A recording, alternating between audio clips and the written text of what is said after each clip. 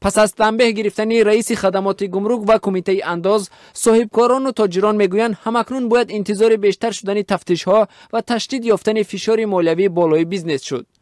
کامران نیازوف، صاحبکار تاجیکی که در قزاقستان یک شرکت دارد و به تاجیکستان مکران و نوهای عالی آرد وارد میکند، میگوید شرایط واردات مال به تاجیکستان در قیاس به سالهای پیش از بحران اقتصادی سال 2014 خیلی سخت شده وقتی زیاد را میگیرد. او گفت مسئله مود کمتر همین مشکلاتی که هست ایوزی مشکلاتی رو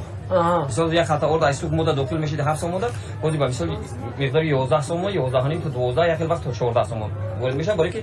مود این ضربه میشه مثلا یک خطا اورد اگر 7 سوم مود میومد مود هوتی مثلا 11 سوم میگه که اینم در همون بالای هوا داخل میشه. کامران نیازوف میگوید فشار ماموری در سطح بالایی برای اجرای نقشه بودجه زیاد شده است و او نگران است که به طور زنجیره‌ای فشار بالای تاجران مثل او باز هم افزایش می‌یابد، چون به تعبیر او اگر ناظر انداز و یا گمرک کمبودی یافتن خواهد می‌یابد.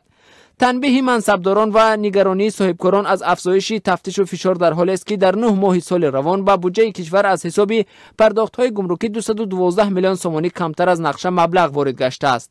نقشه انداز اجتماعی نیست که از اجرایش آن پرداخت نفقه پیرانسالان، کمک‌های اجتماعی و کمبزاعتان و معیوبان وابسته است به پورگی اجرا نشد. انداز اجتماعی در 9 ماه 116 میلیون سومانی کمتر از نقشه اجرا شده است. این ارقام که به احتمال زیاد مایه تنبیه رهبران کمیته انداز و گمرک نصرت الله دولتزاده و عبدالفتاح غایب از جانب رئیس جمهور امامعلی رحمان شده است، هفته گذشته در یک محاکمه پارلمانی آشکار شد. میخائیل پتروشکوف، رهبر مرکز حمایت صاحبکاری در تاجیکستان، روز 1 دکبر در صحبت با رادیو آزادی گفت مشکل اصلی در تهیه بودجه کشور است که هر سال قسمت درآمد آن 10-11% بیشتر کرده می شود. پتروشکوف افزود اگر در تاجیکستان تجربه هر سال بالا بردن نقشه درآمدی بودجه را خاتمه ندهند، این برای همه پیش از همه به صاحبکاران تجارت‌های خرد و میانه عاقبت بد دارد. اقتصاد کشورهای عضو اتحاد دولت‌های مستقل و تاجیکستان در شرایط بحران پیش می‌روند و در این حالت